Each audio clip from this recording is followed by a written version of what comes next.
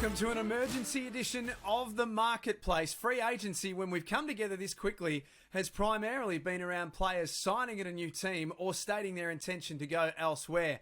We haven't had a lot of movement in the coaching space, and now we've got a very, very big move. I'm Jack Heverin. I'm alongside the best newsbreaker in Australian basketball, Olgun Uluc from ESPN.com.au, and this is why he's the best in the business. Olgun, tell us about the Sydney Kings. Yeah, Jack, Chase Buford, who spent 2 seasons with the Sydney Kings, won 2 championships with the Sydney Kings, is out as head coach. He had a team option for this upcoming season. The Sydney Kings wanted an answer, basically. Will you be coaching the Sydney Kings for the 2023-24 season, or will you be pursuing a coaching position in the NBA? Chase Buford wasn't able to give them that answer. And so this is where we're left. The Kings had to decline his option, and now the Kings, 2-time reigning NBL champions, are in a hunt for a new head coach. It does seem interesting, given that Chase has coached them to their last 2 titles. Outside looking in, and we don't know all the machinations, obviously, but you would think, isn't there a way that they could work this all out? But are you saying that there had been a deadline in place and they hit the deadline and a call had to be made? Well, the deadline was May 15. Now, that was the date in which the option had to either be exercised or declined. Contextually, it's important to understand the Sydney Kings over the past few seasons. They were in this situation a few years ago with Will Weaver, where they went through an entire off-season with Weaver as head coach. An opportunity at the Houston Rockets opened up for Weaver to join as an assistant coach, and he went and did that, and it left the Sydney Kings with Adam Ford, who had a really limited off-season and then wasn't able to really find his feet throughout the regular season. And so the Sydney Kings didn't want to do that again. They have practically their entire starting lineup to fill, and so in order to effectively recruit imports, in order to effectively operate as a franchise going into a really important part of free agency, you need to have a head coach in place, and you need to be able to tell these high-level imports that you're chasing, hey, look, this is going to be your head coach, and there is no uncertain terms about it. Unfortunately, Chase Buford, who is currently looking at NBA opportunities, doesn't have one just yet, but he probably will get one. He's looking at those opportunities. He wasn't able to give them that sort of peace of mind, that exclusive commitment, and so the Sydney Kings basically had to cut rope. In a way, it does feel like a shame, doesn't it? Only once in Sydney's history before have they won 3 in a row. There was something special about potentially Chase being the man to take them to that 3rd title, and now he won't get that opportunity. But I guess you can also understand the Kings side of things. Yeah, of course. And look, Chase Buford will leave the NBL as, one of its best coaches of all time. You come for 2 seasons, you win 2 championships, and you potentially, hopefully, go get an NBA job. That is an incredible tenure. He was a character. He wore his heart on his sleeve. He was incredibly passionate. He was emotional at times. As a journalist, there was a mutual, respect for each other. There was a sense that he appreciated, people who either came at him or criticized the league or criticized the team in good faith. And I feel like there was a really healthy back and forth there. And then from a basketball perspective, he was a really, really impressive coach. The way the Sydney Kings played, a really up-tempo. The coaching style of Chase Buford is steeped in modernity. It is analytics and data-driven.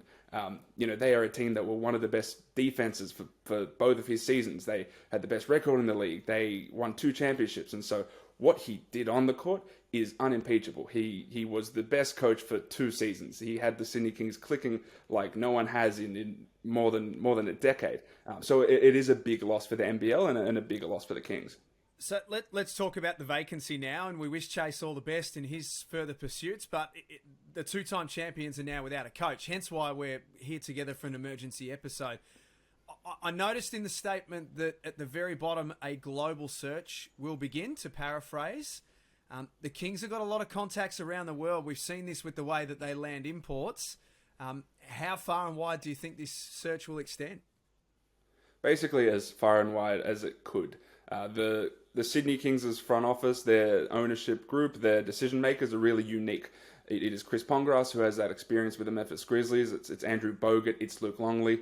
These contacts stretch far and wide. And so, you're looking at coaches in the NBA, in the NBA G League, up and coming coaches. It was first, think of a few seasons ago, it was Will Weaver, who was, an sort of an upcoming young coach who then, blossomed into what he is today. The same with Chase Buford, an up and coming coach. He was 32 when he got that job with the Sydney Kings. He's 34, has 2 NBL titles under his belt, and, should be going on to bigger and better things. But, it's the sort of job that when this opening happened prior to Chase Buford, I called it the most coveted coaching job outside the NBA. That's just the reality of what this is, right? Achieve success in Sydney with the Sydney Kings, with this ownership group and this front office and with this team, and there is a good chance that you'll be on to bigger and better things. And so with the decision makers in place, you can imagine this coaching search will in fact be global. They do have a fantastic coaching group when it comes to the existing assistant coaches. Daniel Kickett, Kevin Lish, who's been a long-time assistant, and Fleur McIntyre. Is there any potential that one of those three as an internal candidate may get the nod? I'd say it's unlikely. Historically, the Sydney Kings have been really innovative with who they go after when it comes to that head coaching position.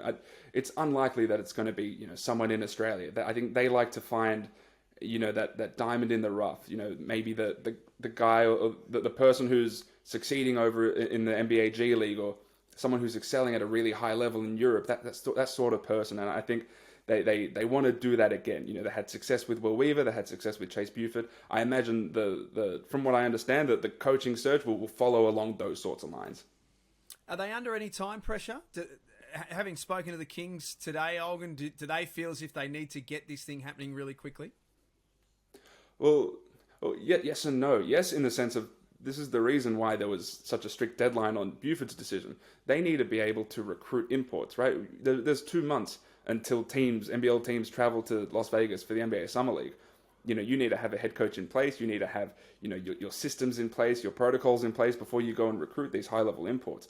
So the timing of this means that there is some level of urgency to it. They need to be able to lock in this head coach, ideally before the Summer League, so they can travel to the Summer League with that head coach. They can recruit with that head coach in mind. That's probably where the timeline is. I don't think it'll stretch beyond 2 months. Just before we let you go, and Sydney was the basis of our emergency episode, it would be remiss of us not to talk about some other coaching news that you broke late last night, early today, around John Rilling and the Perth Wildcats. John Rilling is, his team option for the 2024-25 season has been picked up. They have faith in John Rilling and what he's doing as head coach over in Perth. They recruited that way as far as, stylistically, the players that they've brought in. When I questioned Danny Mills about this toward the end of last season, what are your thoughts on John Rilling? We're hearing about certain coaches that might be on the rocks. He gave me a really explicit no. We have lent into John Rilling, and that's not going to change. And so this extension, which is the picking up of this option for the third year of that deal, is completely unsurprising. Great news for John, and now we watch on with interest with the Sydney Kings. As Olgun said, it is one of the best jobs in international basketball. There'll be no shortage of candidates, no question about that. We'll watch on with interest. Olgun, great work by you. As I say, you've shown why you're the best newsbreaker in Australian basketball. Well done, and we'll chat soon on the Marketplace. See you soon, Jack. And thanks for being with us. Of course, you can stay up to date with all the latest news. You can follow Olgun on Twitter and social media, and you can follow the NBL on all of our social media platforms as well. Until next time, thanks for watching The Marketplace.